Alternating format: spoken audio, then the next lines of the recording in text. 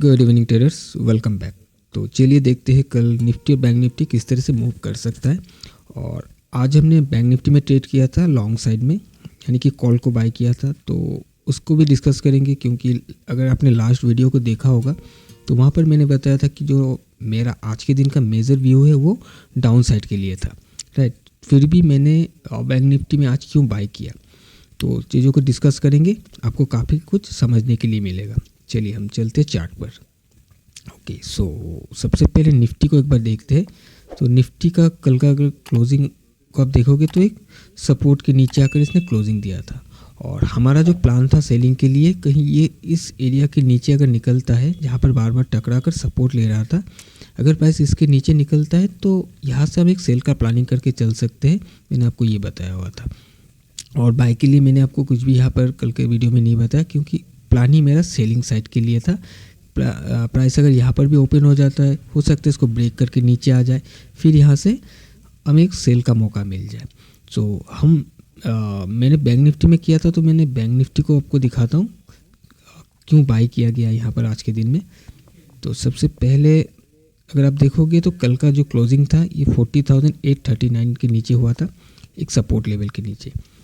अब हमने प्लान किया था कि अगर प्राइस का ओपनिंग इस लेवल के नीचे होता है तो काफ़ी इजी हो जाएगा हमारे लिए एक सेल ट्रेड लेने के लिए, क्योंकि हो सकता है प्राइस इस लेवल पर ओपन होकर अपने लो को तोड़ते हुए नीचे आ जाए, तो इस लो के नीचे एक ट्रेड हमको मिल सकता है, या फिर प्राइस इस तरह से घूमकर इसको रेजिस्टेंस कंफर्म करते हुए फिर गिर जाए, राइट।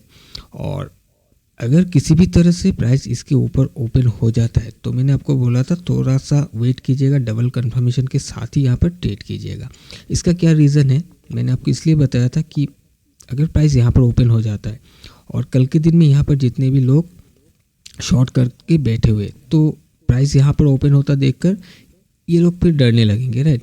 अब अगर प्राइस यहाँ पर ओपन होके नीचे गिर जाता है तो ये लोग निकलेंगे नहीं, और फिर हो सकता है नया सेलर्स भी यहाँ पर आ जाए और फिर प्राइस धीरे धीरे करके नीचे गिर जाएगा।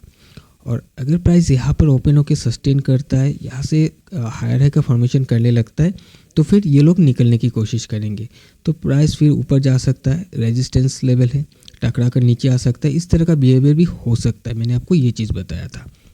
लेकिन आज का अगर आप ओपनिंग को देखोगे तो इसने ओपन 41,100 के ऊपर किया था। तो मैं आपको इसको 3 मिनट में ले जाकर दिखाता हूँ तो आपको समझ में आएगा।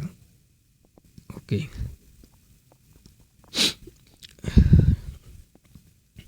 अब यहाँ पे देखोगे तो यहाँ कहीं ओपन हुआ 41,100 के ऊपर, और ओपन होते ही यहाँ पर हमें सेल ऑफ एक नज़र आया, और ये एकदम से सॉरी अपने 41,100 के नीचे आकर क्लोज हो गया। और उसके बाद प्राइस और यहाँ पर गिर नहीं पाया, प्राइस ने यहाँ से फिर हाई लो का फॉर्मेशन करते ऊपर जाकर क्लोजिंग दे दिया। अब जब ये क्लोजिंग दे दिया तो मेरे माइंड में ये चल रहा था कि देखिएगा प्राइस ने इस रेजिस्टेंस को सपोर्ट में कन्वर्ट किया, यहाँ पर लोग सेल करके बैठे हुए थे। अब क्या होगा, यहाँ पर जितने भी लोग क्लोजिंग टाइम में सेल किया हुआ था, इनका ऑलरेडी बहुत बड़ा लॉस हो रहा है। यहाँ पर उनका जो भी ट्रेड था वो अभी रेड में चल रहा है, तो इस सपोर्ट को देखते हुए यहाँ पर ये लोग अपना लॉस को बुक करने की कोशिश करेंगे। और जब लॉस को बुक करने की कोशिश करेंगे तो उसी दौरान पीछे का जितने भी स्टॉप लॉस है, यहाँ पर स्टॉप लॉस है, यहाँ पर स्टॉप लॉस है, इसके ऊपर, तो ये स्टॉप लॉस भी हिट हो सकता है। और मैंने उसी का ही फ़ायदा उठाया, इसी का फ़ायदा उठाते हुए एक ट्रेड को इनिशिएट किया था इस कैंडल में। यहाँ पर मैंने लिया था बहुत ही छोटा सा एक स्टॉप लॉस था, ऑप्शन में 20 पॉइंट का स्टॉप लॉस था, और फिर प्राइस को यहाँ से राइट करने दिया। प्राइस ऊपर जा रहा था और इसके ऊपर इंटरमीडिएट एक रेजिस्टेंस लेवल था जो कि 350 के आसपास था। मैं एक बार इसको मार्क कर देता हूँ। ओके, कलर चेंज कर देता हूँ। ओके, तो ये 41,350 के आसपास एक इंटरमीडिएट रेजिस्टेंस लेवल था, और प्राइस जब यहाँ से जा रहा था, मैंने यहाँ पर 1 मिनट का टाइम फ्रेम में कंफर्मेशन लेते हुए मैंने इसको ट्रेड को लिया था। फिर प्राइस आप देख सकते हो धीरे धीरे करके ऊपर जा रहा है, और इस एरिया पर कहीं मैंने अपना ट्रेड को बुक किया था, क्योंकि 1 मिनट में मैंने देखा यहाँ पर बहुत बड़ा एक रेड वॉल्यूम का ब्रेकआउट आया था और साथ ही यहाँ पर ऑलरेडी प्राइस ने अपना इस हाई को ब्रेक करके ऊपर ट्रेड कर रहा था। तो हो सकता है कि यहाँ पर जितने भी स्टॉप लॉस पड़े थे वो ऑलरेडी कवर हो चुका है, तो अभी प्राइस वहाँ से गिरते हुए अपना ये जो भी सपोर्ट लेवल तक यहाँ तक आ जाए। तो जिस वजह से मैंने कोई भी रिस्क ना लेते हुए इसी लेवल पर मेरा ट्रेड को क्लोज कर दिया। और उसके बाद आप देख सकते हो जो रेजिस्टेंस लेवल में हमने आपको बताया 350 का, प्राइस उसी लेवल पर ही पूरा दिन ट्रेड करता रहा आज के दिन। सो छोटा सा स्टॉप लॉस के साथ एक बहुत बड़ा रिवार्ड मिला है। ऑलमोस्ट हमें 1:5 का ट्रेड आज के दिन में अचीव हुआ है। तो आई होप कि आपको ये पॉइंट समझ में आया होगा कि क्यों मेरा व्यू जो था सेल का था फिर भी आज मैंने बाय किया है, because of opening analysis. Opening में हमें ये समझ में आ रहा था कि ये जो भी शॉर्ट यहाँ पर हुआ है ये शॉर्ट कवर हो सकता है, क्योंकि आप ओपनिंग ही देख सकते हो कितने ऊपर हुआ है। और अगर कुछ कन्फ्यूजन है तो आप कमेंट कर सकते हो, मैं इस चीज़ को थोड़ा डिटेली आप लोगों के साथ शेयर कर दूंगा अगर आपको समझ में नहीं आया है तो चलिए अभी हम देख लेते कि कल हम क्या कर सकते हैं। तो सबसे पहले हम और निफ्टी को देखते हैं, उसके बाद हम बैंक निफ्टी में आएंगे। ओके, तो अब देखिएगा निफ्टी का ये सपोर्ट लेवल है 17,673 का, जहाँ से इसने आज के दिन में सपोर्ट लिया हुआ है। और ऊपर का एक रेजिस्टेंस लेवल है 17,772 या 70 का।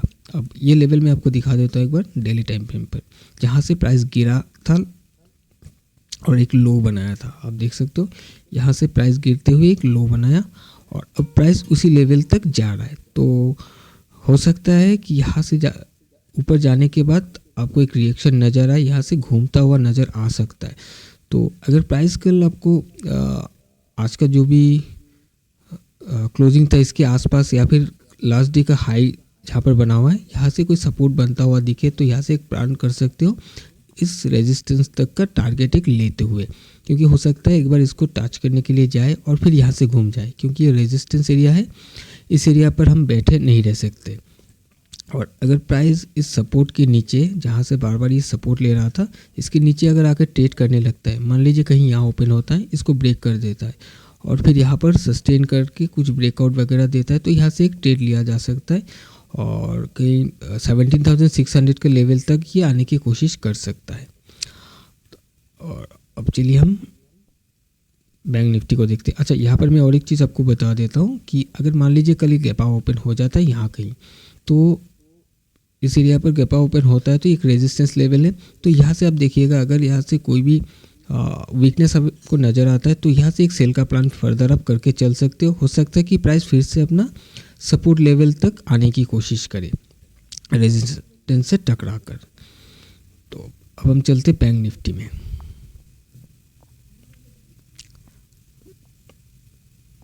ओके, सो मैं ये लाइन अभी डिलीट कर देता हूँ कि क्योंकि ये इंटरडे का था, तो अभी और कोई काम का नहीं है, इंटरडे में ही ख़त्म हो गया है। अब देखिएगा बैंक निफ्टी का जो ऊपर में इसका जो रेजिस्टेंस लेवल है वो 40,600 के आसपास है और उसके पहले ही एक इंटरमीडिएट लेवल आता है, एक साइकोलॉजिकल लेवल जो कि है 41,500। अब अगर कल इसी यहाँ से ही ये कंटिन्यू करता है तो 100-150 पॉइंट का एक मूवमेंट आपको ऊपर के साइड में देखने के लिए मिल सकता है। अगर ये सूटेबल होता है आपके लिए तो आप यहाँ से एक प्लान करके चल सकते हो ट्रेड के लिए। और अगर प्राइस इस स्विंग को ब्रेक कर देता है, कहीं यहाँ ओपन होके ब्रेक कर देता है या फिर गैप डाउन ओपन हो जाता है, तो फिर हो सकता है प्राइस फिर से आपको एक बार 41,100 या फिर 41,000 का एक साइकोलॉजिकल लेवल है, इस लेवल तक भी आता हुआ आपको नज़र आ सकता है।